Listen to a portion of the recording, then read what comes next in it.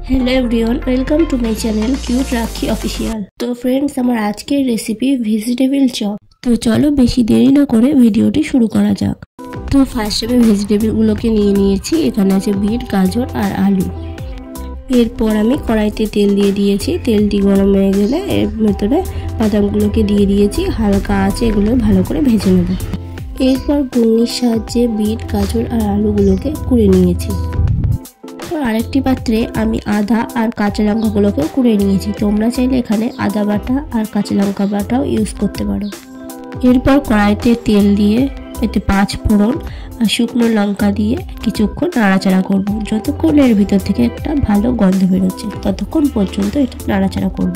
এরপর আগে থেকে কুড়ে রাখা আদা আর কাঁচা লঙ্কাগুলোকে দিয়ে দেব। এরপর এটাকে ভালো করে নাড়াচাড়া করব। এরকম পর্যায়ে চলে আসলে এর ভেতরে আগে থেকে কুড়ে রাখা ভেজিটেবলগুলোকে দিয়ে দেব।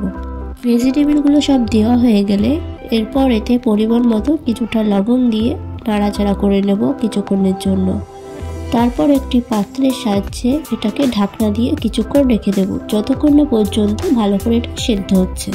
এরপর ঢাকনাটি তুলে যখন দেখবেন এরকম পর্যায়ে চলে এসছে তখন বুঝবেন এটা প্রায় সেদ্ধ হয়ে গেছে। এরপর এতে ভাজা মশলার গুঁড়ো আর সামান্য পরিমাণ একটু চিনি অ্যাড করে নেব। এরপর দেব ব্রেড ক্রাম্বস। এরপর আগে থেকে কেটে রাখা ধনেপাতা কুচি এবং ভেজে রাখা বাদামগুলো দিয়ে ভালো করে নাড়াচাড়া করে তুলে নেব। এরপর এগুলিকে ভেজিটেবল চপের আকারে লম্বা লম্বা শেপ দিয়ে একটা পাত্রে রেখে দিয়েছি।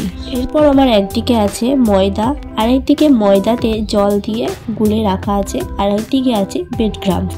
এরপর ভেজিটেবল চপগুলিকে একে একে প্রথমে গুঁড়ো ময়দাতে ভালো করে মাখিয়ে নিয়ে তারপর গুলে রাখা ময়দাতে ভালো করে মাখিয়ে ব্রেড ক্রাম্বসে ভালো করে এটাকে মিশিয়ে নিলেই পারফেক্টলি ভাবে তৈরি হয়ে যাবে ভেজিটেবল চপ।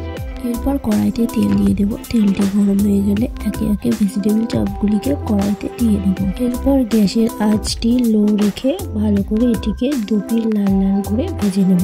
ভাজা হয়ে গেলে এবার এটিকে একটা পাত্রে তুলে নেব। এরপর একটি প্লেটে ভেজিটেবল চপের সাথে স্যালাড এবং সস দিয়ে ডেকোরেশন করে গরম গরম পরিবেশন করুন ভেজিটেবল চপ।